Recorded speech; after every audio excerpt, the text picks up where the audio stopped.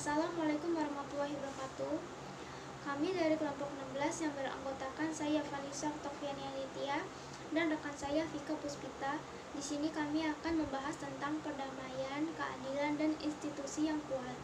Seperti yang kita ketahui, banyak ancaman pembunuhan internasional, kekerasan terhadap anak, perdagangan manusia, serta pelecehan seksual yang sangat penting untuk diatasi agar menciptakan masyarakat yang damai dan inklusif untuk pembangunan berkelanjutan. Dan juga banyak yang kita ketahui adanya kasus-kasus seperti perdagangan manusia, pelecehan seksual, dan pembunuhan yang mengalami kenaikan yang sangat signifikan, dan juga pelanggaran hak anak-anak melalui agresi. Hal ini sangat merugikan sekali.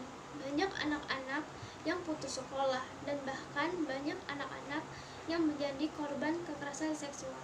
Kenapa sih bisa terjadi?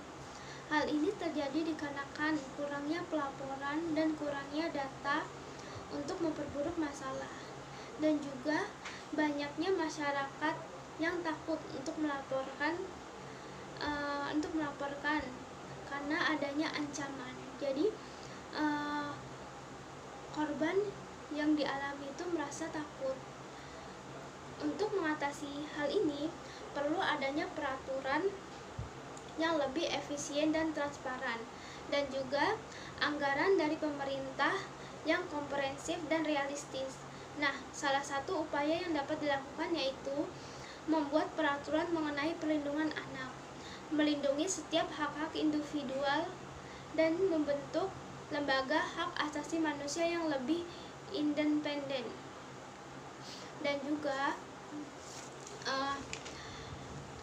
tujuan dari pengamanan tersebut yaitu untuk mempromosikan masyarakat yang damai dan inklusif, untuk pembangunan berkelanjutan, dan memberikan akses keadilan, dan juga dapat membangun institusi yang efektif, akuntabel, dan inklusif di semua tingkatan.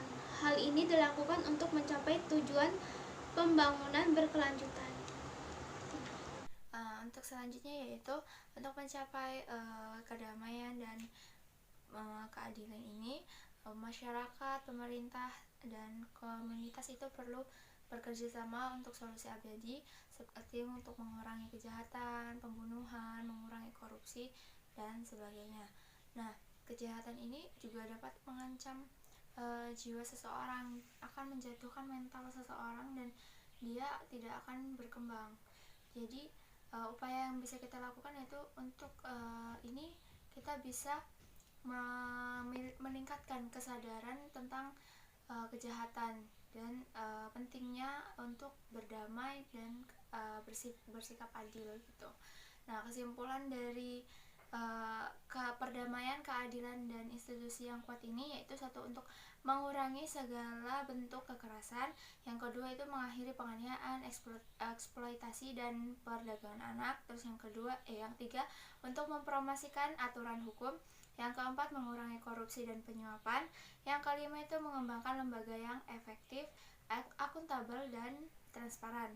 Yang keenam itu ada memperluas dan memperkuat partisipasi dari negara-negara lain. Terus yang ketujuh itu memberikan identitas hukum. Yang kedelapan itu memastikan akses informasi dan kebebasan. Yang kesembilan itu menguatkan lembaga-lembaga yang relevan. Terus yang kesepuluh itu menegakkan hukum kebijakan non-diskriminatif untuk pembangunan berkelanjutan. Sekian yang dapat kami sampaikan. Apabila ada kekurangan kata atau kesalahan, kami mohon maaf. Kami akhiri. Wassalamualaikum warahmatullahi wabarakatuh.